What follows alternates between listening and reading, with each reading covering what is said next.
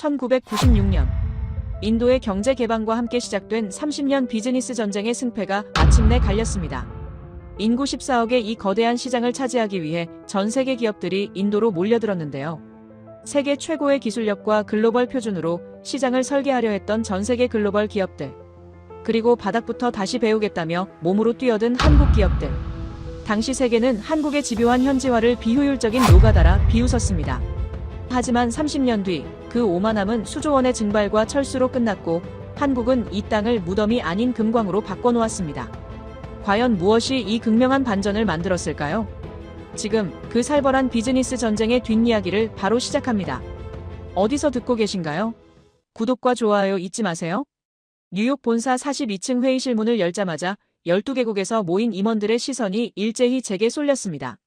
프로젝터 화면에는 인도 지도가 떠 있었고 책상 위에는 830페이지짜리 시장 분석 보고서가 쌓여 있었죠. 이 회의가 끝나면 향후 10년간 220억 달러 규모의 투자 방향이 결정됩니다. 중국에서 성공한 공식을, 동유럽에서 검증된 전략을 이제 13억 인구의 인도 시장에 그대로 적용할 수 있다는 확신이 있었어요. 저는 프레젠테이션 리모컨을 들고 단상에 섰습니다. 안녕하세요. 저는 에드워드 헤이스입니다.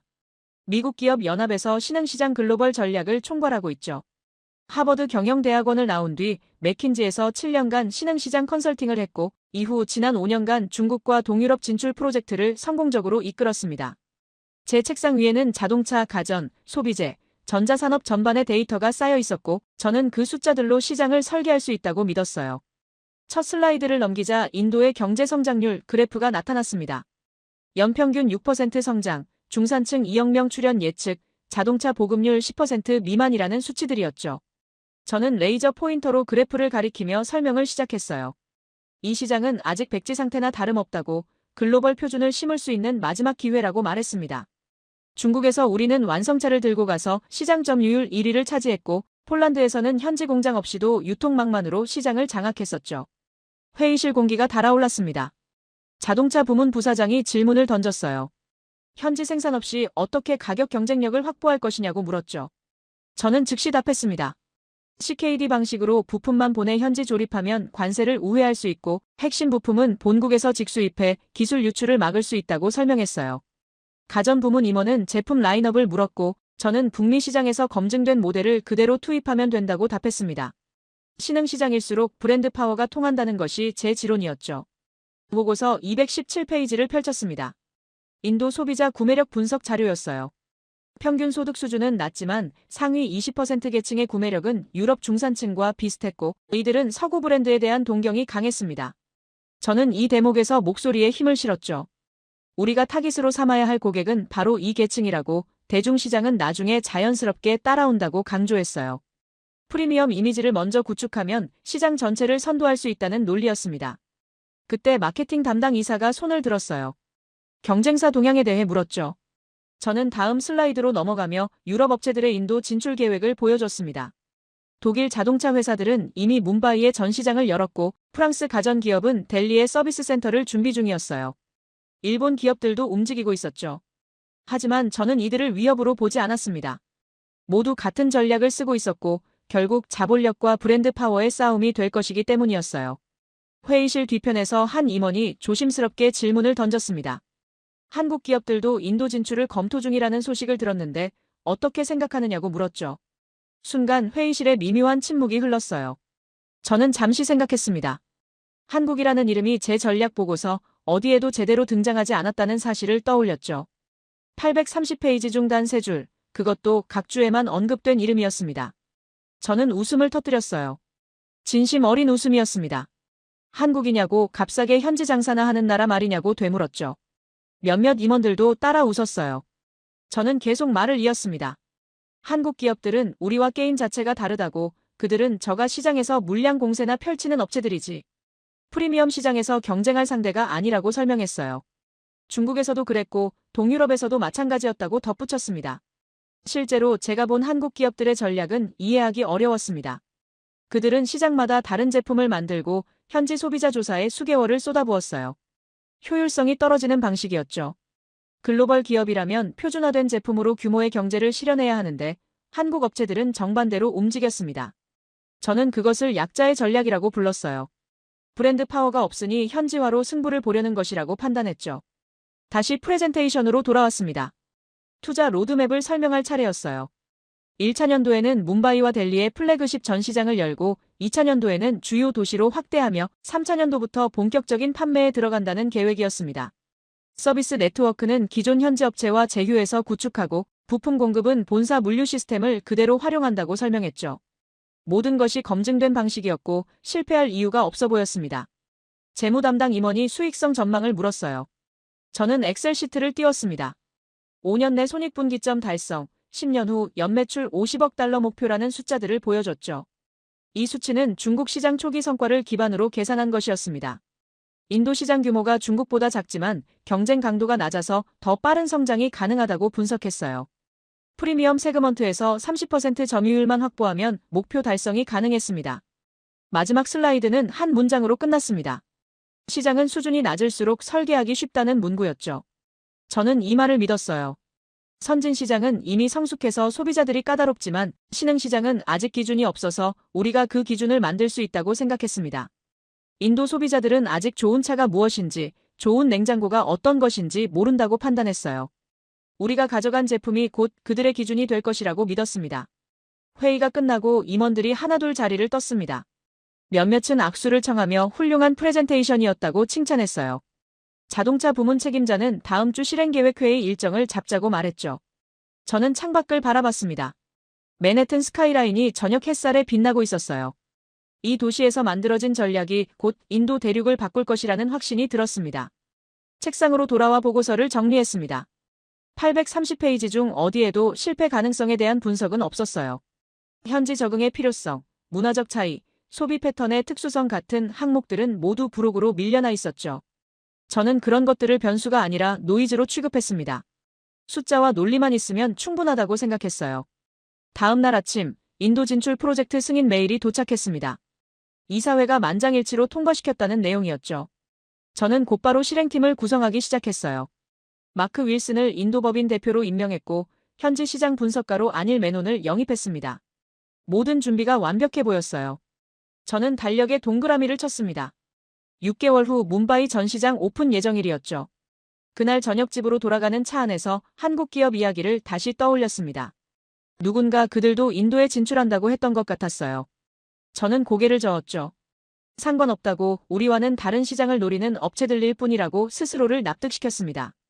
프리미엄 시장은 우리 것이 될 것이고 저가 시장은 그들이 알아서 하게 내버려두면 된다고 생각했어요. 저는 서류 가방을 열어 내일 검토할 자료를 꺼냈어요. 인도 자동차 시장 세부 분석 보고서였습니다. 283페이지짜리 문서 어디에도 경적 내구성, 서스펜션 설계, 에어컨 수리비 같은 단어는 나오지 않았어요. 그런 것들은 엔지니어링 팀이 알아서 할 일이라고 생각했습니다. 제 역할은 큰 그림을 그리는 것이었죠. 그렇게 저는 인도 시장을 설계할 수 있다고 믿었습니다. 830페이지의 보고서와 검증된 성공 공식, 그리고 흔들림 없는 확신을 가지고 말이에요. 그로부터 석 달 뒤, 뭄바이 항구에 컨테이너 선박이 입항했습니다. 갑판 위에는 완성차 437대가 실려 있었고 화물칸에는 냉장고 2000대, 세탁기 1500대, 에어컨 800대가 빽빽이 채워져 있었죠. 통관 서류를 확인하던 세관원이 고개를 갸웃거렸어요. 모든 제품이 북미 시장용 사양 그대로였고 설명서도 영어로만 인쇄되어 있었습니다. 저는 항구 사무실에서 그 광경을 내려다보며 만족스러운 미소를 지었죠. 프로젝트 승인 후 석 달 만에 첫 물량이 도착한 것입니다. 저는 곧바로 마크 윌슨에게 전화를 걸었어요. 그는 뭄바이 현지에서 전시장 오픈 준비를 총괄하고 있었죠. 전화기 너머로 그의 목소리가 들렸습니다. 물량 도착을 확인했다고 다음 주 월요일 전시장 오픈식에 맞춰 배치를 완료하겠다고 보고했어요. 저는 한 가지만 당부했습니다. 제품 설명은 우리 방식 그대로 하라고, 현지 입맛에 맞춘다고 메시지를 희석시키지 말라고 강조했죠.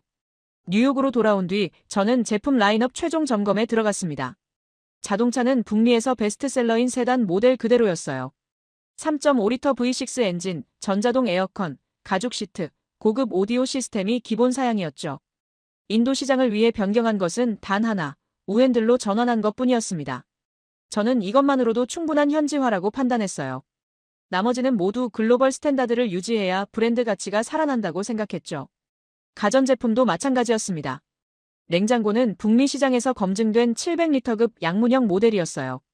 스테인리스 스틸 외관에 자동 재빙 기능, 터치스크린 온도 조절 패널이 달려 있었죠. 세탁기는 대용량 드럼 방식이었고 에어컨은 중앙 냉방 시스템용 고출력 모델이었습니다. 제품 매뉴얼을 검토하던 중 한 가지 질문이 들어왔어요.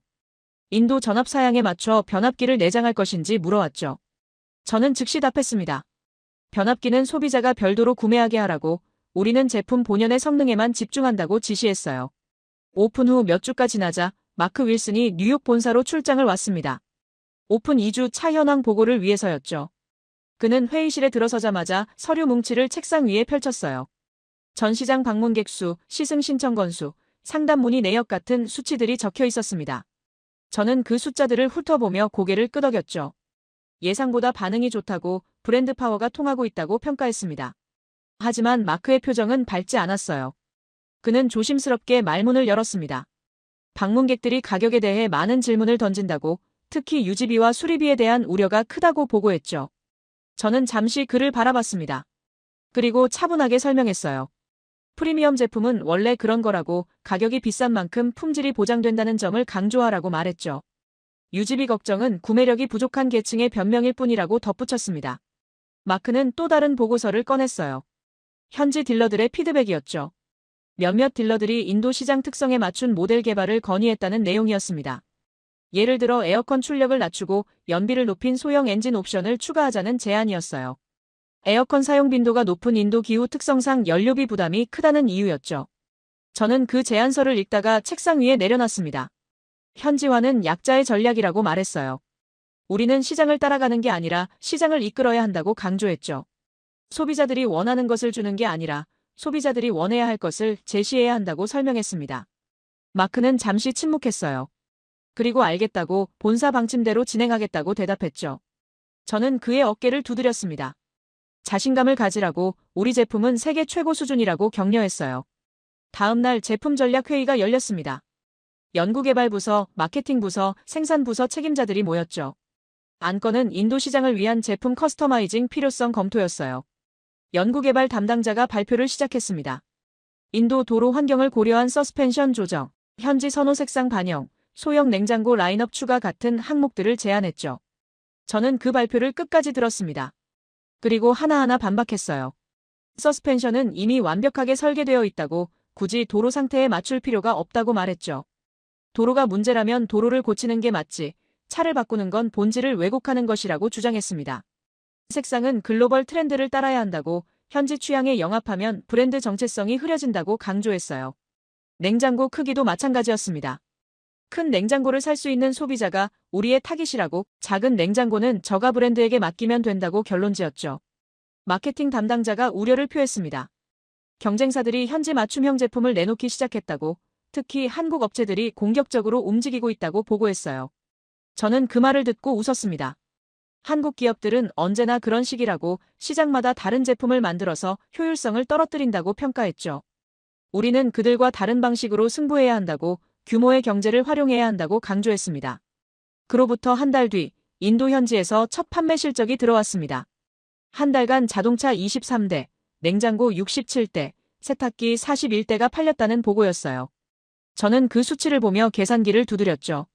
초기 목표 대비 62% 달성 수준이었습니다. 나쁘지 않은 출발이라고 생각했어요. 프리미엄 시장은 원래 시간이 걸린다고, 브랜드 인지도가 쌓이면 자연스럽게 판매가 늘어날 것이라고 판단했죠. 마크에게 다시 전화를 걸었습니다. 판매 전략을 점검하기 위해서였어요. 그는 광고 집행 현황을 보고했죠. 영어신문에 전면 광고를 실었고, 고급 쇼핑몰에 제품 전시 부스를 설치했으며, 부유층 대상 시승 행사를 진행했다고 말했습니다. 저는 그 방향이 맞다고 격려했어요. 대중매체보다는 타깃 고객에게 직접 다가가는 게 효과적이라고, 입소문이 퍼지면 시장은 자연스럽게 형성될 것이라고 조언했죠. 연말이 다가올 무렵 본사에 특이한 보고가 올라왔습니다. 인도 현지 언론에서 우리 제품을 다룬 기사였어요. 제목은 세계 최고 품질의 프리미엄 브랜드 상륙이었죠. 기사 내용은 호의적이었습니다. 첨단 기술, 럭셔리한 디자인, 글로벌 스탠다드 같은 단어들이 등장했어요. 저는 그 기사를 프린트해서 벽에 붙였습니다. 우리 전략이 먹히고 있다는 증거라고 생각했죠. 같은 시기 마크가 보낸 이메일에는 다른 내용도 있었어요. 서비스 센터 운영에 대한 고민이었습니다. 부품 재고를 얼마나 확보해야 할지, 현지 정비사 교육을 어떻게 진행할지 결정이 필요하다는 내용이었죠. 저는 간단히 답장을 보냈습니다. 부품은 필요할 때마다 본사에서 공수하면 되고 정비사는 매뉴얼대로만 따라하면 된다고 지시했어요. 복잡하게 생각할 필요 없다고, 시스템을 그대로 이식하면 된다고 강조했습니다. 이사회에서는 다음해 투자 계획을 승인했습니다. 전 시장을 5개 도시로 확대하고 제품 라인업을 20% 늘리며 마케팅 예산을 2배로 증액한다는 내용이었어요. 저는 회의가 끝난 뒤 마크에게 전화를 걸었습니다. 좋은 소식을 전하기 위해서였죠. 본사가 인도 사업에 대한 확신을 갖고 있다고, 내년에는 더 공격적으로 밀어붙이라고 지시했어요. 그렇게 저는 완성품만으로 시장을 정복할 수 있다고 믿었습니다.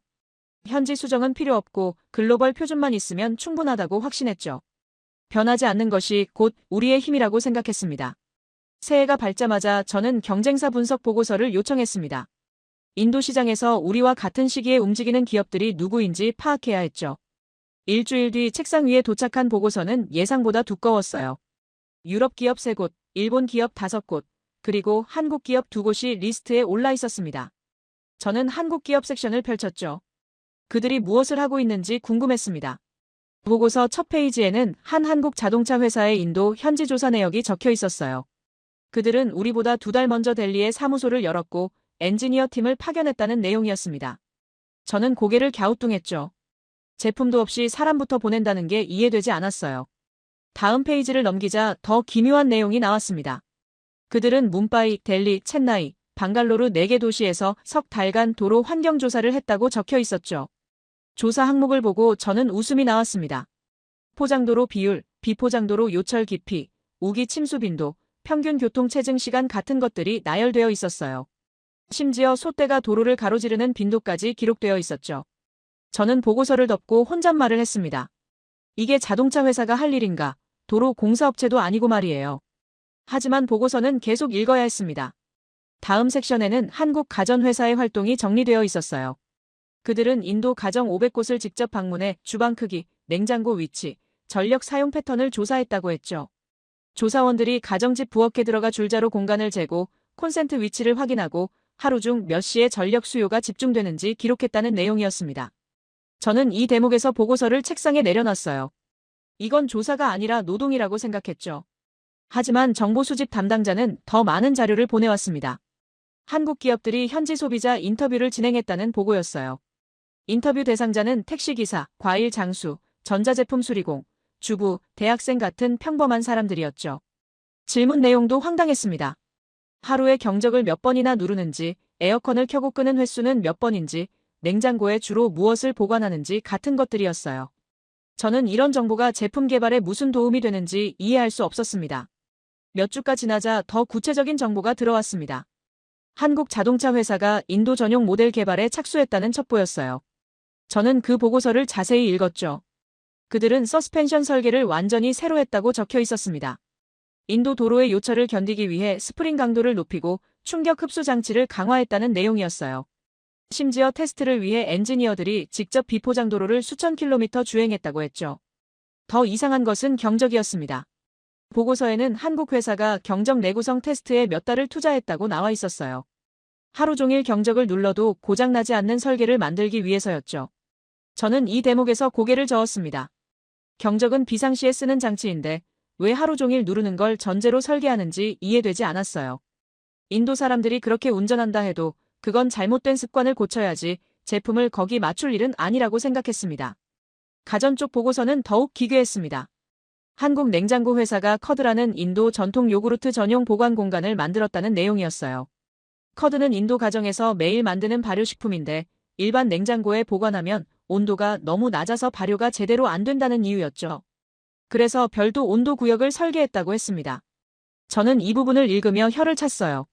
냉장고는 음식을 차갑게 보관하는 기계인데 따뜻하게 보관하는 공간을 만든다는 게 말이 되는가 싶었죠. 심지어 그들은 이 냉장고에 이름까지 붙였습니다. 커드 마이에스트로라는 제품명이었어요. 저는 마케팅 보고서를 읽다가 피식 웃었죠. 마케팅 전문가라면 글로벌한 네이밍을 해야 하는데 현지 음식 이름을 제품명에 넣다니 브랜드 정체성이 없다고 판단했습니다. 이런 식으로 나라마다 다른 이름을 붙이면 브랜드 파워를 구축할 수 없다고 생각했어요. 다른 한국 가전회사는 더 황당한 제품을 준비하고 있었습니다. 모기 퇴치 기능이 달린 텔레비전이었어요. 보고서를 읽어보니 인도 가정에서 모기가 심각한 문제라는 점에 착안해 화면 뒤쪽에 초음파 발생 장치를 내장했다고 적혀 있었죠. 저는 이 대목에서 보고서를 덮었습니다. 텔레비전은 영상을 보여주는 기계인데 모기를 쫓는 기능까지 넣는다는 발상이 이해되지 않았어요. 그건 텔레비전이 아니라 괴상한 복합기기라고 생각했죠. 정보분석팀에 추가 조사를 지시했습니다. 한국 기업들의 이런 접근 방식이 실제로 효과가 있는지 확인하고 싶었어요. 며칠 뒤 받은 보고서에는 흥미로운 내용이 있었습니다. 한국 회사들의 현지 직원 구성이 우리와 완전히 달랐다는 점이었죠. 우리는 본사에서 파견한 관리자 중심으로 조직을 꾸렸지만 한국 기업들은 인도 현지인을 대거 채용해 의사결정 과정에 참여시켰다고 했어요. 한 한국 회사 델리 사무소를 방문한 우리 직원의 보고가 인상적이었습니다. 회의실에 들어갔더니 한국인 2명, 인도인 8명이 앉아 있었고 인도인들이 적극적으로 의견을 내고 있었다는 내용이었죠. 심지어 한 인도인 직원이 제품 디자인 수정을 강하게 주장했고 한국인 임원이 그 의견을 즉석에서 수용했다고 했습니다. 우리 직원은 이 광경이 낯설었다고 적었어요. 본사 방침이 절대적이어야 하는데 현지 직원 의견에 좌우되는 게 이해되지 않는다고 말이죠. 또 다른 보고서에는 한국 기업들의 제품 테스트 과정이 상세히 나와 있었습니다. 그들은 시제품을 만들면 인도 가정에 무료로 제공하고 석 달간 사용 후기를 받았다고 해요. 그리고 그 피드백을 반영해 설계를 다시 수정했죠. 어떤 모델은 출시 전에 7번이나 재설계를 거쳤다고 적혀 있었습니다. 저는 이 대목에서 한숨을 쉬었어요. 그렇게 수정을 거듭하면 개발 비용이 천문학적으로 늘어날 텐데 경영 효율성이 없다고 판단했죠. 가격 전략도 달랐습니다. 한국 기업들은 인도 중산층 구매력에 맞춘 가격대를 설정했다고 해요. 우리 제품 가격의 절반에서 3분의 2 수준이었죠. 저는 이것을 저가 전략으로 해석했습니다. 브랜드 가치가 없으니 가격으로 승부를 보려는 것이라고 생각했어요. 프리미엄 시장에서는 통하지 않을 방식이라고 확신했죠. 어느 날 마크 윌슨에게서 전화가 걸려왔습니다. 인도 현지에서 한국 제품 전시회가 열렸는데 참관하고 왔다는 내용이었어요. 그는 흥분한 목소리로 말했죠. 한국 부스에 사람들이 엄청나게 몰렸다고 제품을 직접 만져보고 작동시켜보는 사람들로 북적였다고 전했습니다. 저는 침착하게 물었어요. 실제 구매로는 얼마나 이어졌느냐고 말이죠. 마크는 잠시 뜸을 들이더니 아직 판매 집계는 안 나왔다고 답했습니다. 저는 마크에게 안심시켰어요. 전시회 인파와 실제 판매는 다른 문제라고 구경하는 사람이 많다고 해서 시장을 장악하는 건 아니라고 설명했죠. 우리는 진짜 구매력 있는 고객층을 노리고 있다고 그들은 전시회가 아니라 전시장에서 조용히 계약서에 서명한다고 강조했습니다. 마크는 알겠다고 대답했지만 그의 목소리에는 미묘한 불안감이 섞여 있었어요. 책상으로 돌아와 한국 기업 관련 보고서를 다시 펼쳤습니다. 마지막 페이지에는 한국 회사 임원이 직원들에게 한 말이 인용되어 있었어요. 그 임원은 이렇게 말했다고 합니다. 여기 사람들 살부터 이해하자고 우리 제품을 파는 게 아니라 그들의 문제를 해결하는 거라고 강조했다는 내용이었습니다. 저는 그 문장을 읽고 피식 웃었어요. 감상적인 접근이라고 생각했죠. 기업은 제품을 파는 곳이지 사회복지기관이 아닌데 문제 해결이라니 우스웠습니다. 시장은 수요와 공급의 법칙으로 움직이는 곳이고 좋은 제품은 자연스럽게 팔린다는 게 제 지론이었어요. 굳이 소비자의 삶까지 들여다볼 필요는 없다고 판단했죠. 보고서를 서랍에 넣으며 저는 결론을 내렸습니다. 한국 기업들은 후발주자라서 이런 식으로 움직이는 것이라고 브랜드 파워가 없으니 현지 밀착으로 틈새를 노리는 것이라고 정리했어요. 우리와는 게임 자체가 다르다고 그들은 저가 시장에서 고생하고 우리는 프리미엄 시장에서 수익을 내면 된다고 생각했습니다. 경쟁 상대로 볼 필요도 없다고 결론지었죠. 그렇게 저는 한국 기업들의 집요함을 단지 노동으로만 봤습니다. 기술도 아니고 전략도 아닌 그저 땀 흘리는 수고로움일 뿐이라고 치부했죠. 그들이 만드는 게 정답인지는 전혀 생각하지 않았습니다. 한국 기업들의 보고서를 서랍에 넣은 지 몇 달이 흘렀습니다. 저는 일상적인 업무로 돌아왔고 인도 프로젝트는 계획대로 진행되고 있다고 믿었죠. 분기 보고서에는 전시장 방문객 증가, 브랜드 인지도 상승 같은 긍정적인 지표들이 나열되어 있었어요. 저는 매주 마크와 통화하며 현황을 점검했고 그는 늘 괜찮다고 답했습니다. 하지만 그의 목소리는 점점 지쳐가고 있었죠. 어느 날 오후 마크에게서 긴급 전화가 걸려왔습니다. 평소와 달리 다급한 음성이었어요. 그는 숨을 고르며 말했죠. 뭄바이 전시장에 고객들이 몰려왔다고 항의하러 온 사람들이라고 전했습니다. 저는 잠시 멈칫했어요. 항의라니 무슨 일이냐고 물었죠. 마크는 설명을 시작했습니다. 차를 산 고객들이 수리비 문제로 화가 나서 찾아왔다는 내용이었어요. 전화기 너머로 소란스러운 소리가 들렸습니다. 사람들의 목소리, 항의하는 말들이 뒤섞여 있었죠. 마크는 목소리를 낮추며 상황을 설명했어요. 한 고객은 에어컨이 고장나서 서비스 센터에 갔는데 수리 견적이 나왔다고 했습니다. 저는 그게 뭐가 문제냐고 물었죠. 마크는 잠시 말을 멈췄다가 조심스럽게 답했어요. 견적이 차 가격의 절반이라고 고객이 믿을 수 없다며 항의하고 있다고 말했습니다. 저는 순간 이해가 되지 않았습니다. 에어컨 수리에 그렇게 많은 비용이 들 리 없다고 생각했어요. 마크에게 정확한 금액을 물었죠. 그는 서류를 뒤적이는 소리를 낸 뒤 대답했습니다. 에어컨 컴프레서 교체에 3,200달러가 나왔다고 차 구매 가격이 6,500달러였으니 거의 절반이라고 확인해줬어요. 저는 전화기를 꽉 쥐었습니다. 그게 어떻게 가능하냐고 되물었죠. 마크는 침착하게 설명했습니다. CKD 방식으로 부품을 수입하다 보니 개별 부품 가격이 높다고, 특히 전자부품은 본사에서 직수입해야 해서 관세와 운송비가 붙는다고 말했어요. 게다가 인도 현지에 부품 재고를 많이 쌓아놓지 않아서 주문 후 배송까지 시간이 걸리고 그동안 고객은 차를 쓸 수 없다고 덧붙였죠. 저는 깊은 한숨을 쉬었습니다. 이건 일시적인 문제라고 재고 시스템을 개선하면 된다고 답했어요. 하지만 마크의 다음 말이 더 충격적이었습니다. 에어컨만이 아니라는 것이었죠. 변속기, 서스펜션, 전자제어 장치 모두 같은 문제를 안고 있다고 했어요. 한 고객은 범퍼 교체에 800달러를 견적받았고 다른 고객은 계기판 수리에 1,000달러가 나왔다고 전했습니다. 저는 그게 정상 가격 아니냐고 반문했죠. 프리미엄 차는 원래 수리비가 비싸다고, 그게 품질의 대가라고 설명했어요. 마크는 조용히 말했습니다. 문제는 고객들이 그렇게 생각하지 않는다는 것이라고, 차를 살 때는 프리미엄이라는 말에 끌렸지만 수리비를 보고 나서는 속았다고 느낀다고 전했어요. 한 고객은 이렇게 말했다고 합니다. 명찰하며 팔아놓고 고장나면 집이라도 팔라는 거냐고, 이게 사기가 아니고 뭐냐고 소리쳤다는 내용이었죠. 저는 전화기를 귀에서 떼고 창밖을 바라봤습니다.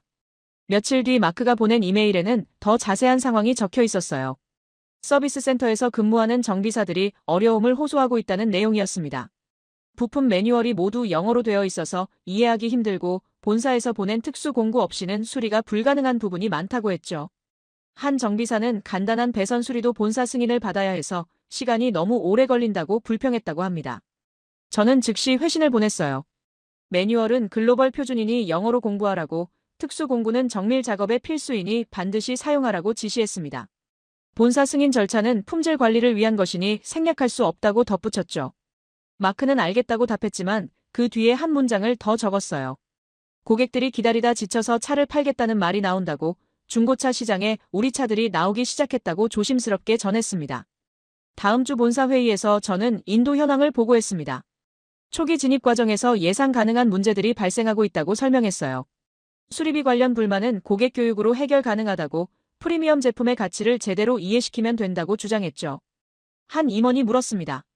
경쟁사들은 어떤 상황이냐고, 같은 문제를 겪고 있느냐고 질문했어요. 저는 잠시 망설였습니다. 사실 정보팀에서 보고받은 바로는 한국 기업들의 서비스 센터는 다른 양상을 보이고 있었어요. 그들은 현지에서 구할 수 있는 부품으로 수리하는 방법을 개발했고, 정비사 교육도 현지어로 진행했으며 부품 가격도 우리보다 훨씬 낮게 책정했다는 보고였죠. 하지만 저는 그 내용을 언급하지 않았습니다. 대신 경쟁사들도 비슷한 어려움을 겪을 것이라고, 프리미엄 시장은 원래 이런 과정을 거친다고 답했어요. 본사 회의가 소집되었습니다. 인도 시장 수리비 이슈에 대한 긴급 논의였죠. 재무팀에서 발표를 시작했어요. 부품 가격 인하 시뮬레이션 결과를 보여줬습니다. 가격을 30% 낮추려면 본사 마진을 포기해야 하고 50% 낮추려면 적자가 발생한다는 계산이었죠. 저는 즉시 반대 의견을 냈습니다. 마진을 포기할 수 없다고, 그건 우리 비즈니스 모델을 부정하는 것이라고 주장했어요. 마케팅 부서에서는 다른 제안을 했습니다. 수리비 할부 프로그램을 만들자는 것이었죠. 고객들이 한 번에 큰 돈을 내는 게 부담스러워하니 분할 납부 옵션을 제공하자는 아이디어였어요. 저는 이 제안도 거부했습니다. 그건 문제의 본질을 회피하는 것일 뿐이라고, 할부를 해도 총액은 똑같다고 지적했죠.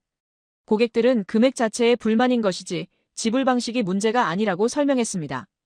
회의는 결론 없이 끝났어요. 각 부서는 다시 검토하기로 했고 저는 현 상황 유지를 주장했죠. 프리미엄 전략을 포기할 수 없다고, 시장이 우리 기준에 적응해야 한다고 강조했습니다. 회의실을 나서며 한 임원이 제게 물었어요.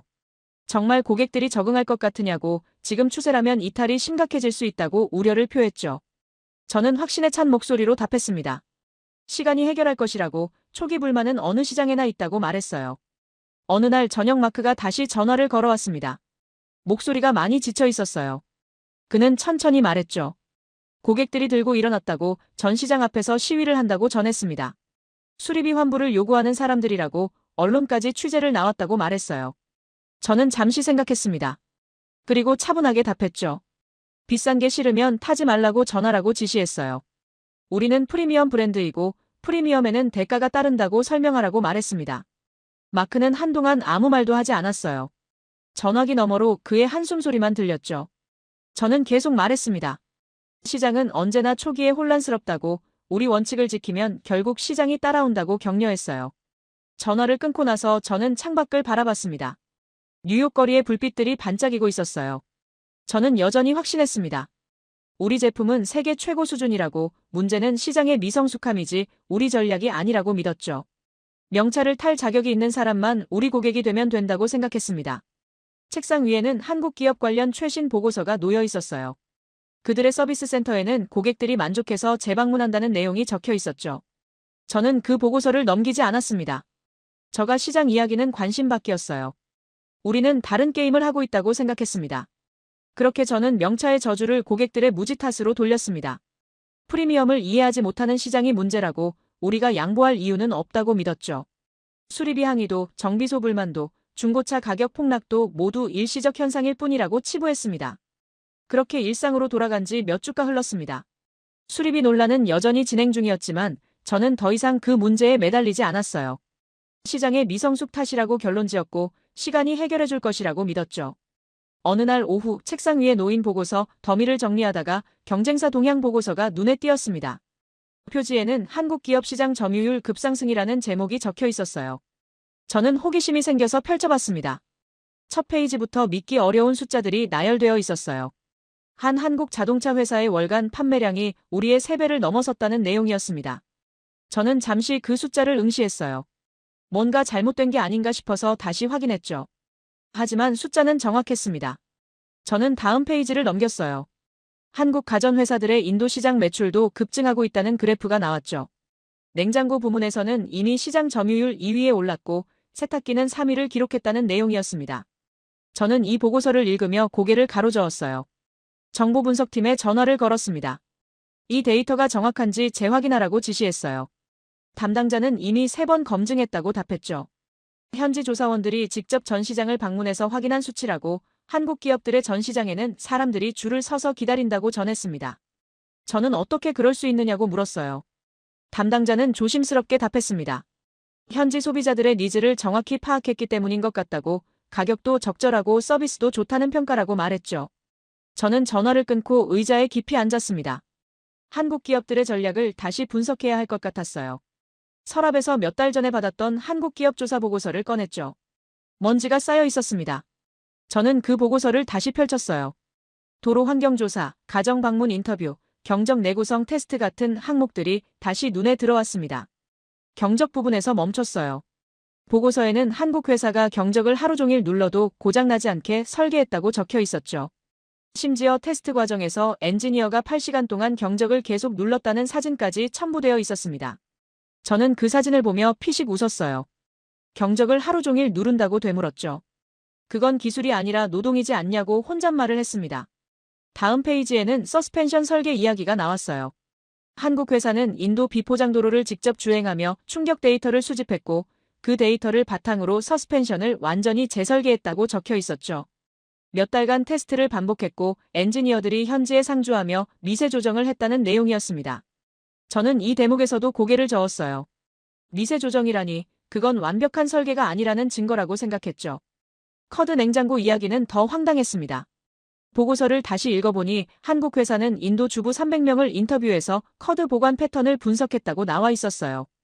몇 도에서 보관하는지, 하루에 몇 번 꺼내는지, 용기 크기는 어떤지까지 조사했다고 적혀 있었죠. 그리고 그 데이터를 바탕으로 최적 온도 구역을 설계했다는 내용이었습니다. 저는 이것을 보며 혀를 찼어요. 요구르트 하나 보관하자고 이렇게까지 하는 게 과연 효율적인가 싶었죠. 마케팅 보고서에는 한국 기업들의 광고 전략이 분석되어 있었습니다. 그들은 인도 배우를 모델로 썼고 광고 배경도 인도 가정집이었으며 심지어 광고 음악도 인도 전통음악을 사용했다고 나와 있었어요. 저는 이것을 보며 정체성 상실이라고 판단했습니다. 글로벌 브랜드라면 일관된 이미지를 유지해야 하는데 나라마다 다른 광고를 만든다는 건 브랜드 파워를 약화시키는 행동이라고 생각했어요. 정보팀에서 추가 자료를 보내왔습니다. 한국 기업 직원들의 근무 패턴을 조사한 보고서였어요. 한국인 엔지니어들이 인도 현지에서 1년 넘게 상주하며 제품 개선 작업을 한다는 내용이었죠. 그들은 매일 아침 시장을 돌며 소비자들을 만났고 주말에는 가정을 방문해서 제품 사용 실태를 확인했다고 적혀 있었습니다. 저는 이 대목에서 한숨을 쉬었어요. 이건 집착 수준이라고 생각했죠. 본사 회의에서 이 내용을 공유했습니다. 임원들에게 한국 기업들의 전략을 설명하며 저는 비판적 관점을 유지했어요. 그들은 현지화에 지나치게 몰두하고 있다고 이런 식으로는 규모의 경제를 실현할 수 없다고 지적했죠. 한 임원이 물었습니다. 그런데 왜 그들의 판매량이 늘고 있느냐고 시장이 그들을 선택하는 이유가 뭐냐고 질문했어요. 저는 잠시 생각했습니다. 그리고 답했죠.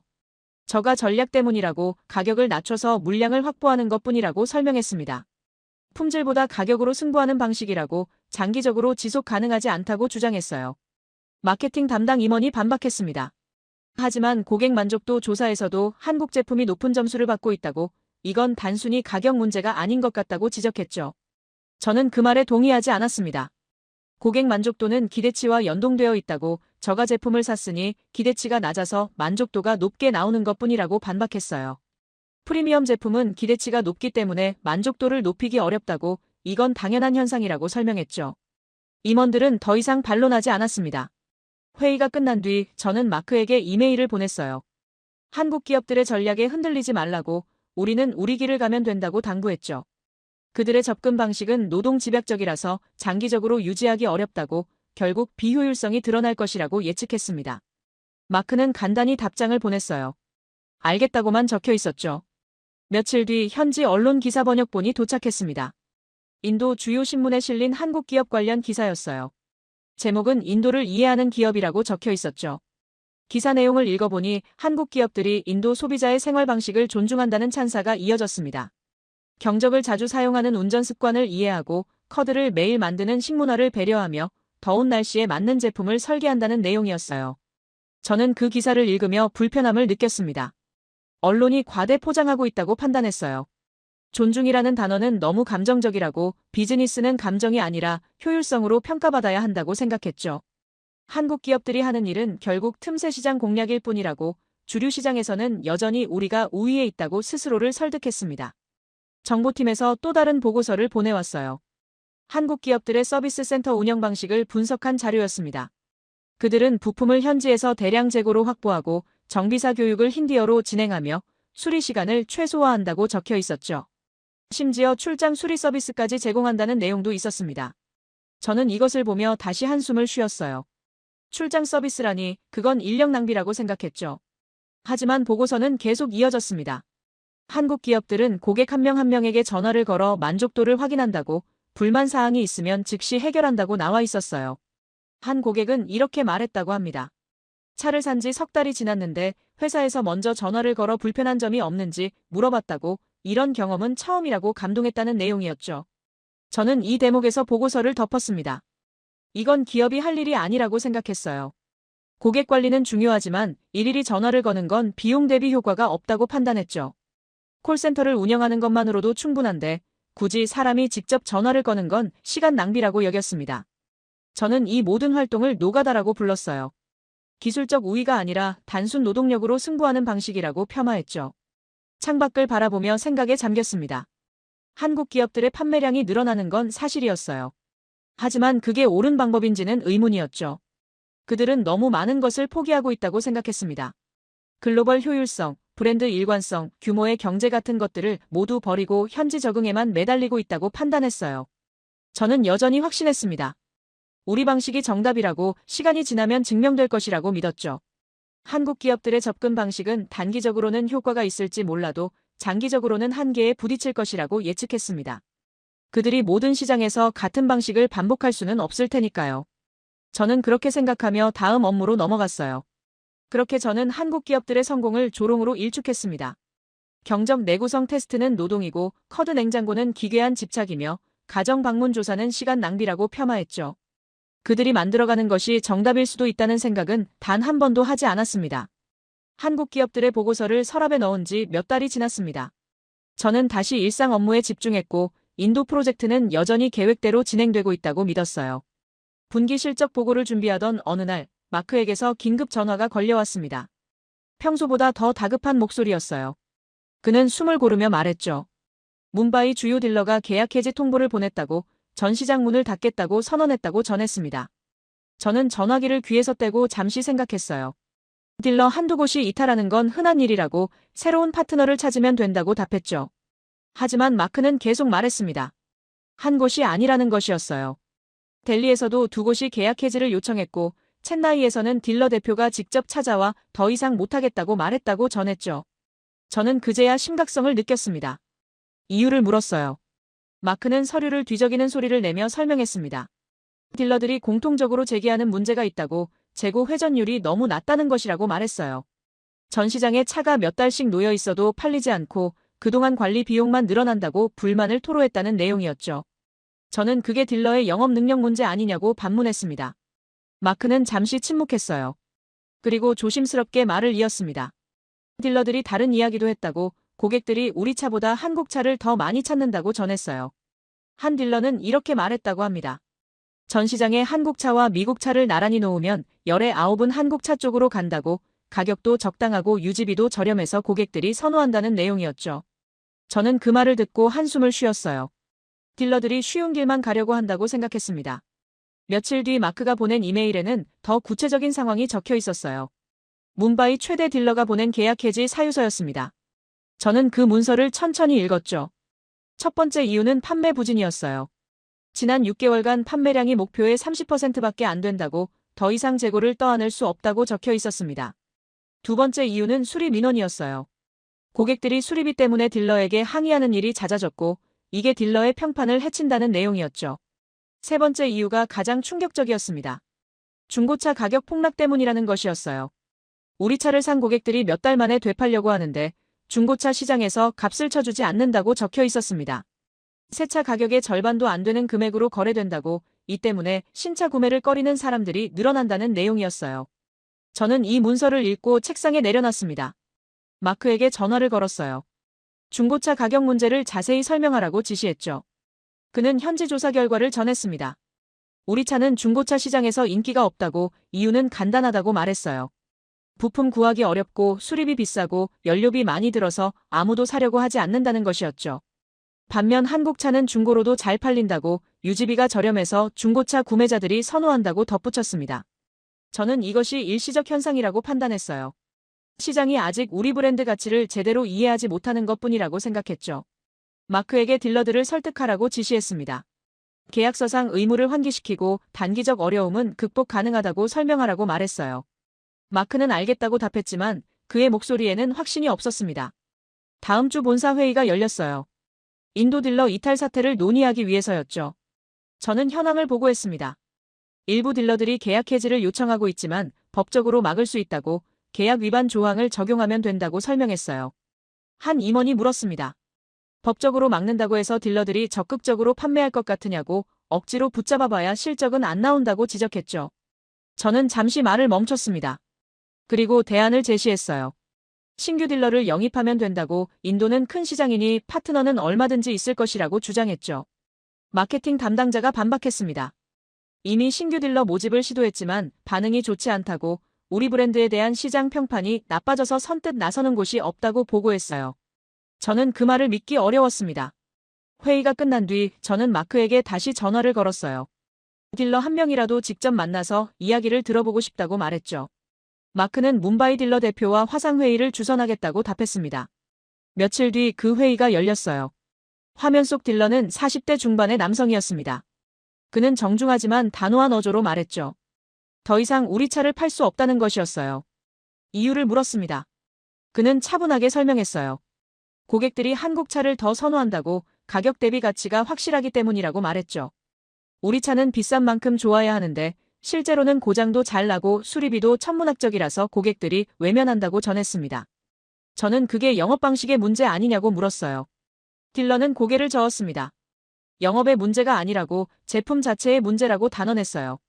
한국 차는 고장 나도 바로 고칠 수 있는데 왜 미국 차를 팔아야 하느냐고 반문했죠. 부품은 구하기 어렵고 정비사는 수리법을 모르고 고객은 불만만 쏟아내는데 자기가 무슨 죄를 지었다고 이런 고생을 해야 하느냐고 목소리를 높였습니다. 저는 그의 얼굴을 응시했어요. 계약 의무를 환기시켰습니다. 아직 계약 기간이 남아있다고 일방적으로 해지할 수 없다고 말했죠. 딜러는 쓴웃음을 지었어요. 그리고 말했습니다. 계약서가 중요한 게 아니라고 장사가 안 되는데 어떻게 계속하느냐고 되물었죠. 전시장 유지비, 직원 월급, 재고 관리비가 매달 나가는데 차는 안 팔리고 손해만 쌓인다고 토로했습니다. 법적으로 강제하려면 하라고 대신 파산 신청하겠다고 선언했어요. 저는 화상회의를 종료했습니다. 마크에게 다른 딜러들 상황은 어떤지 물었어요. 그는 한숨을 쉬며 답했죠. 비슷하다고 모두 같은 고민을 하고 있다고 전했습니다. 델리 딜러는 전시장 규모를 절반으로 줄였고 첸나이 딜러는 한국 브랜드 대리점을 추가로 계약했다고 보고했어요. 우리 차만으로는 장사가 안 되니까 다른 브랜드를 함께 취급하기 시작했다는 내용이었죠. 며칠 뒤 마크가 보낸 사진을 봤습니다. 뭄바이 전시장 모습이었어요. 텅 비어 있었죠. 원래 15대가 전시되어 있던 공간에 차는 5대밖에 없었습니다. 마크의 설명에 따르면 딜러가 재고 발주를 중단했다고 남은 차만 팔고 계약 종료하겠다는 입장이라고 전했어요. 저는 그 사진을 보며 착잡한 기분이 들었습니다. 정보팀에서 보고서를 보내왔어요. 한국 기업들의 딜러 네트워크 현황이었습니다. 그들은 인도 전역의 딜러를 계속 늘리고 있다고 대기자 명단까지 있을 정도로 인기가 높다고 적혀 있었죠. 한 한국 브랜드 딜러와의 인터뷰 내용도 포함되어 있었어요. 그 딜러는 이렇게 말했다고 합니다. 한국 차는 팔기 쉽다고, 고객 만족도가 높아서 입소문이 퍼진다고, 수리도 간단하고 부품도 저렴해서 고객들이 재구매까지 한다는 내용이었습니다. 저는 그 보고서를 읽으며 분노가 치밀었어요. 왜 우리는 안 되고 한국 기업들은 되는 것인지 이해할 수 없었죠. 우리 제품이 더 우수한데, 브랜드 가치도 더 높은데, 왜 시장은 그들을 선택하는 것인지 받아들이기 어려웠습니다. 저는 이것이 가격 경쟁 때문이라고 결론지었어요. 한국 기업들이 저가로 시장을 교란시키고 있다고 판단했죠. 마크에게서 최종 통보가 왔습니다. 뭄바이 주요 딜러가 다음 달부터 전시장 문을 닫는다고 법적 대응을 하든 말든 더 이상 못하겠다고 선언했다는 내용이었어요. 델리와 첸나이 딜러들도 비슷한 입장이라고 계약 위약금을 물더라도 그만두겠다는 분위기라고 전했습니다. 저는 법무팀에 연락했죠. 손해배상 청구 가능성을 검토하라고 지시했어요. 하지만 법무팀의 답변은 부정적이었습니다. 계약상으로는 우리가 유리하지만 실제 소송까지 가면 시간과 비용이 많이 든다고, 게다가 승소하더라도 딜러들이 배상금을 낼 능력이 있는지 의문이라고 보고했어요. 오히려 소송으로 인한 부정적 이미지가 신규 딜러 영입에 악영향을 줄 수 있다고 우려를 표했죠. 저는 결국 법적 대응을 보류하기로 했습니다. 창밖을 바라봤어요. 뉴욕 거리는 여전히 분주했지만 제 마음은 무거웠습니다. 딜러들이 떠나고 전시장이 문을 닫고 서비스망이 무너지는 상황을 어떻게 설명해야 할지 막막했어요. 본사 이사회에 보고해야 할 시기가 다가오고 있었죠. 저는 여전히 이것이 일시적 위기라고 믿고 싶었습니다. 하지만 마크가 마지막으로 보낸 메시지는 그 희망마저 꺾었어요. 방갈로르 마지막 남은 딜러도 철수를 검토 중이라고, 인도 주요 도시에서 우리 전시장이 사라질 수 있다고 경고했습니다. 저는 그 메시지를 읽고 한동안 아무 말도 하지 못했어요. 그렇게 우리 자동차 사업은 출구 없는 무덤으로 빠져들고 있었습니다. 딜러는 떠나고 고객은 외면하고 중고차는 값을 잃었죠. 명차라는 이름이 오히려 저주가 되어버린 시장에서 저는 여전히 우리 방식이 옳다고 믿고 싶었습니다. 딜러들이 떠난 뒤 본사에서는 긴급 실태 조사를 지시했습니다. 이사회가 인도 프로젝트 전면 재검토를 결정했기 때문이었죠. 저는 최종 성과 보고서를 작성해야 했어요. 지난 몇 년간의 모든 데이터를 정리하고 실패 원인을 분석하며 향후 방향을 제시해야 하는 무거운 작업이었습니다. 책상 앞에 앉아 파일들을 펼쳤을 때 저는 처음으로 전체 그림을 마주하게 되었어요. 첫 페이지를 열자마자 숨이 막혔습니다. 판매 실적 그래프였어요. 목표 대비 18%라는 숫자가 빨간색으로 표시되어 있었죠. 저는 그 숫자를 보며 멈췄습니다. 순간 몇 년 전 회의실이 떠올랐어요. 12개국 임원들 앞에서 저는 확신에 차서 말했었죠. 시장은 수준이 낮을수록 설계하기 쉽다고, 인도는 우리가 만들 수 있다고 호언장담했던 그날이 생생했습니다. 손이 떨렸어요. 다음 페이지를 넘겼습니다. 고객 만족도 조사 결과가 나왔죠. 5점 만점에 2.3점, 그 아래 한국 기업들은 4.2점이라고 적혀 있었어요. 저는 의자 등받이에 몸을 기댔습니다. 유지비 만족도 항목을 보는 순간 마크의 목소리가 귓가에 들렸어요. 에어컨 수리비가 차값의 절반이라고 고객들이 들고 일어났다고 보고하던 그 다급한 음성이 다시 재생되었죠. 저는 그때 뭐라고 답했었나요? 비싸면 타지 말라고 했습니다. 프리미엄에는 대가가 따른다고 말했죠. 저는 보고서를 덮고 창밖을 바라봤어요. 맨해튼 스카이라인이 보였지만 제 눈에는 뭄바이 전시장 앞에서 항의하던 사람들의 모습이 겹쳐졌습니다. 다시 보고서에 시장 점유율 데이터를 펼쳤죠.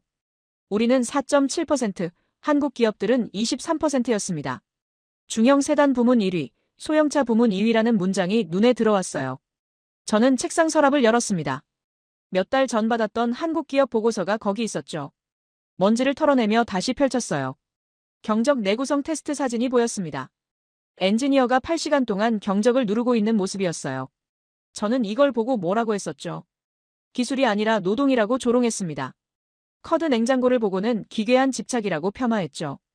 저는 보고서를 천천히 넘기며 제 메모를 읽었어요. 페이지 구석구석에 적혀 있었습니다. 비효율적, 노가다, 약자의 전략이라는 단어들이 제 필체로 빼곡했어요. 재무 데이터를 봤습니다. 차량당 평균 손실 마이너스 1,200달러, 누적 적자 8,700만 달러라는 숫자가 적혀 있었어요. 저는 계산기를 집어들었죠.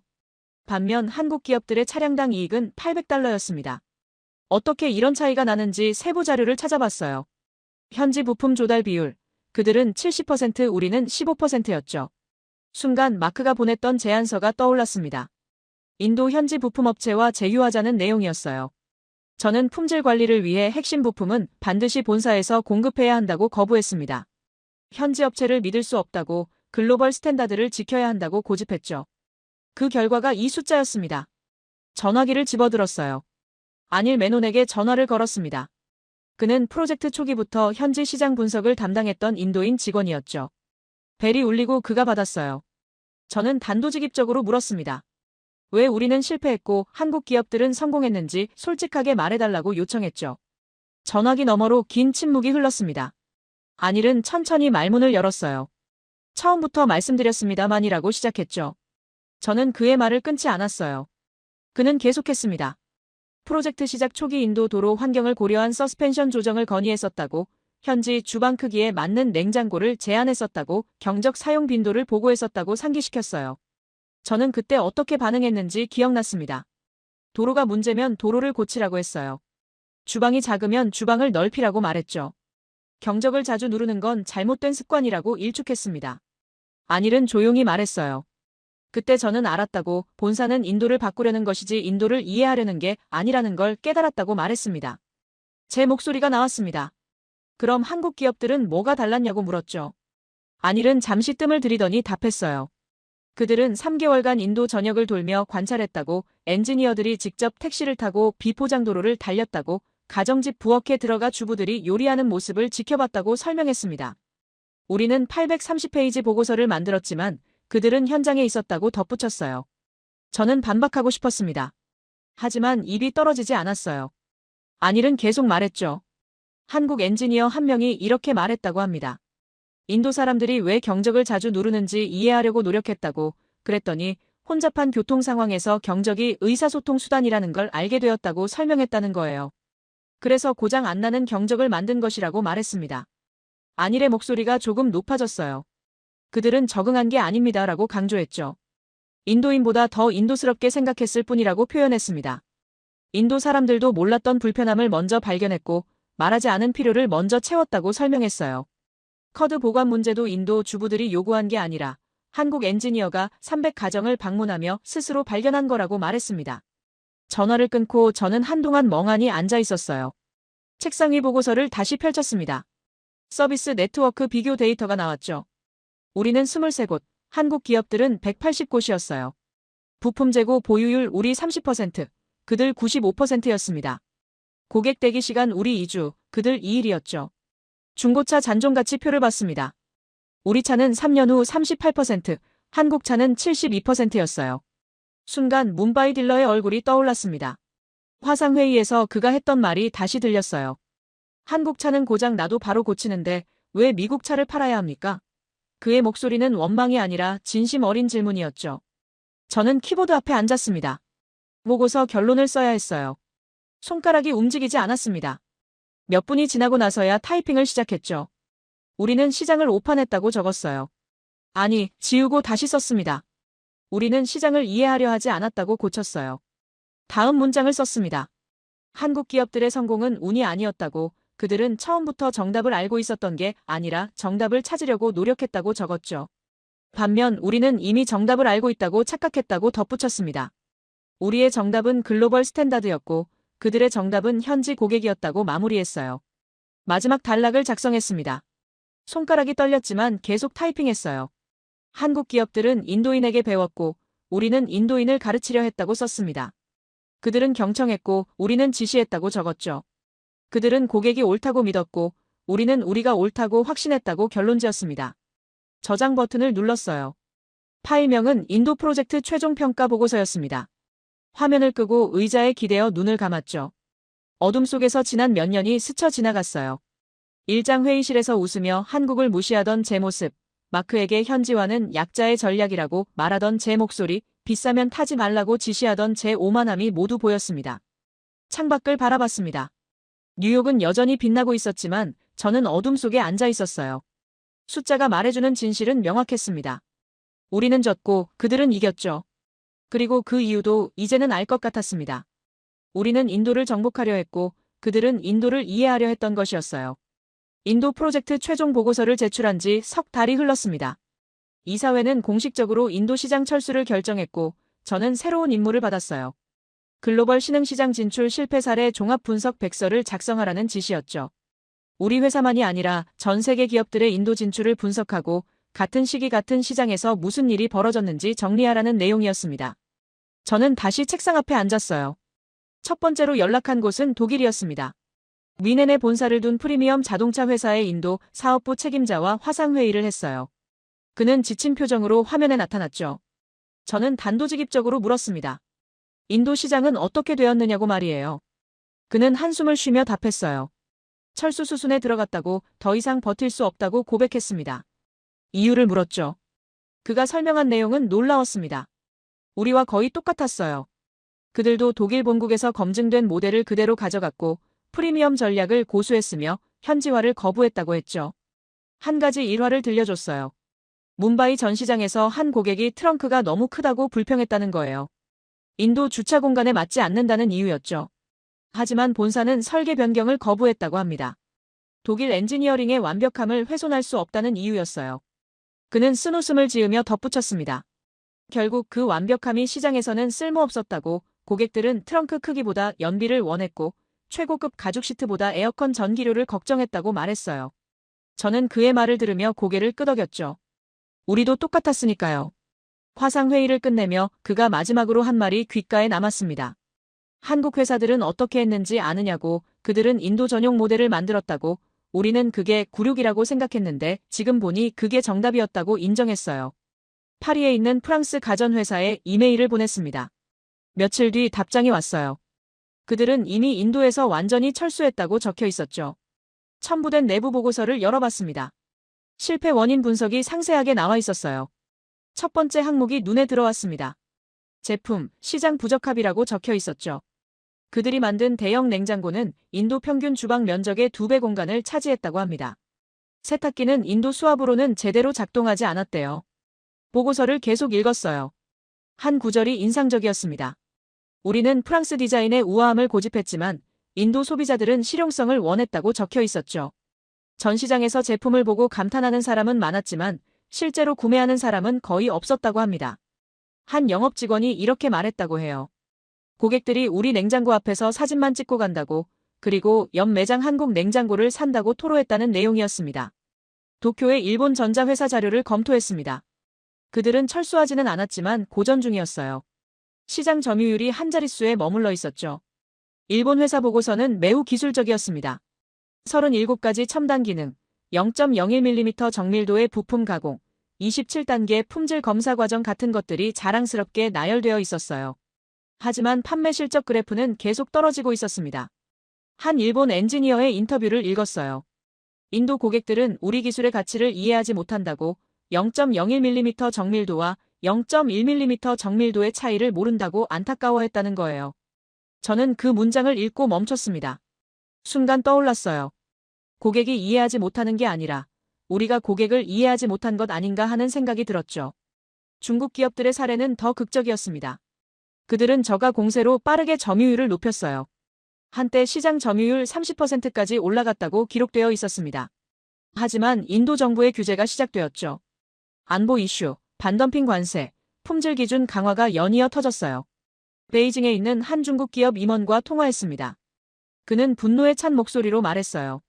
정치적 탄압이라고, 우리를 노린 것이라고 주장했죠. 하지만 현지 조사 자료를 보니 다른 이야기가 있었습니다. 중국 제품들의 품질 문제가 심각했다고 나와 있었어요. 고장률이 높았고 안전 기준을 충족하지 못한 사례도 많았으며 애프터 서비스가 부실했다고 적혀 있었죠. 규제는 핑계였고 진짜 이유는 신뢰 부족이었습니다. 한 인도 소비자는 이렇게 말했다고 해요. 싸다고 샀다가 2번 당했다고, 이제는 조금 비싸더라도 믿을 수 있는 브랜드를 산다고 밝혔다는 거예요. 저는 이 모든 자료를 정리하며 표를 만들었습니다. 엑셀 시트를 열고 세로축에 국가를, 가로축에 진입 시기와 현재 상황을 배치했어요. 미국이라고 적었습니다. 그 옆에 실패, 철수라고 썼죠. 유럽이라고 적었습니다. 철수, 시장 이탈이라고 기록했어요. 일본이라고 적었습니다. 고전, 저조한 점유율이라고 표시했습니다. 중국이라고 적었습니다. 규제, 강제 퇴출이라고 명시했죠. 그리고 마지막 줄에 한국이라고 적었습니다. 손가락이 멈췄어요. 무엇을 써야 할지 너무나 명확했지만 인정하기가 쉽지 않았죠. 심호흡을 하고 타이핑했습니다. 시장 점유율 1위, 고객 만족도 최상위, 지속 성장이라고 적었어요. 표 전체를 보니 대조가 극명했습니다. 붉은색 실패 표시들 사이에 단 하나의 초록색, 한국만이 성공이라고 빛나고 있었죠. 저는 의자에 기대어 천장을 바라봤습니다. 왜일까요? 같은 시기에 들어갔는데 왜 한국만 성공한 것일까요? 모두가 각자의 강점을 가지고 왔어요. 미국은 브랜드 파워를, 유럽은 디자인을, 일본은 기술을, 중국은 가격을 무기로 삼았죠. 그런데 왜 모두 실패했을까요?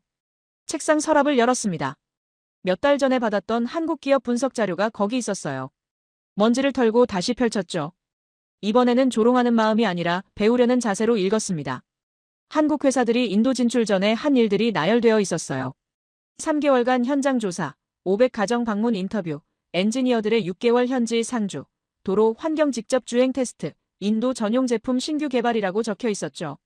한 장면이 눈에 들어왔습니다. 한국 엔지니어가 델리 빈민가에서 한 달을 살았다는 기록이었어요. 왜 그랬을까요? 저소득층의 생활 패턴을 이해하기 위해서였다고 합니다. 그는 매일 아침 재래시장에 가서 사람들이 무엇을 사는지 관찰했고 저녁에는 동네 사람들과 차를 마시며 대화를 나눴다고 해요. 한 달 뒤 그가 본사에 보낸 보고서에는 이렇게 적혀 있었다고 합니다. 인도 사람들에게 필요한 건 최고급이 아니라 최적화라고, 비싼 게 아니라 적절한 것이라고 결론지었다는 거예요. 반면 우리는 어땠을까요? 저는 3년 전 제가 만든 830페이지 보고서를 떠올렸습니다. 그 안에 인도 사람의 얼굴은 없었어요. 숫자와 그래프와 시장 분석만 있었죠. 저는 인도에 단 한 번도 가본 적이 없었습니다. 뭄바이 거리를 걸어본 적도, 델리 재래시장에 가본 적도, 인도 가정집에 들어가 본 적도 없었어요. 보고서로 시장을 안다고 착각했습니다. 백서 작성으로 돌아왔어요. 결론 부분을 써야 했죠. 키보드 앞에 앉아 손가락을 움직이기 시작했습니다. 같은 해, 같은 시장이라고 썼어요. 미국도, 유럽도, 일본도, 중국도 모두 인도에 들어왔다고 적었습니다. 각자 최고의 무기를 들고 왔다고, 승산이 있다고 믿었다고 기록했죠. 30년이 지났다고 계속 썼습니다. 미국은 망했고 유럽은 떠났으며 일본은 고전하고 중국은 쫓겨났다고 정리했어요. 그리고 한 줄을 띄운 뒤 다음 문장을 적었습니다. 살아남은 국가는 단 하나였다고, 한국이었다고 명시했죠. 왜 한국만 가능했는가라는 소제목을 달았습니다. 그 아래 문장들을 써내려갔어요. 한국은 무기가 없었다고 적었습니다. 미국 같은 브랜드 파워도, 유럽 같은 디자인 전통도, 일본 같은 기술력도, 중국 같은 가격 경쟁력도 없었다고 설명했죠. 대신 그들에게는 다른 것이 있었다고 덧붙였습니다. 빼오려는 자세였다고 썼어요. 그들은 인도를 백지로 봤다고 아무것도 모른다는 전제에서 시작했다고 적었죠. 반면 우리는 모든 것을 안다고 착각했다고 고백했습니다. 한국은 질문했고 우리는 답을 가져왔다고 대조했어요. 한국은 현장에 있었고 우리는 본사에 앉아 있었다고 비교했죠. 마지막 문단을 작성했습니다. 전 세계가 실패한 이곳에서 한국만이 성공했다고 썼어요. 그것은 우연이 아니었다고, 운도 아니었다고 강조했습니다. 그들은 처음부터 다른 게임을 하고 있었다고 결론지었죠. 우리는 정복 게임을 했고 한국은 이해 게임을 했다고 마무리했습니다. 파일을 저장했어요. 화면을 끄고 창밖을 바라봤습니다. 뉴욕의 하늘은 여전히 밝았지만 제 마음속은 복잡했어요. 전 세계 엘리트 기업들이 모두 실패한 곳에서 후발주자였던 한국만이 살아남았다는 사실이 주는 교훈이 무거웠습니다. 책상을 정리하며 마지막 생각을 했어요. 30년 전 우리는 모두 같은 출발선에 섰다고 하지만 목적지가 달랐다고 중얼거렸죠. 우리는 인도를 우리 색깔로 칠하려 했고 한국은 인도의 색깔을 배우려 했습니다. 그 차이가 오늘의 결과를 만들었어요. 전 세계가 실패하고 오직 한국만 성공한 이유였습니다.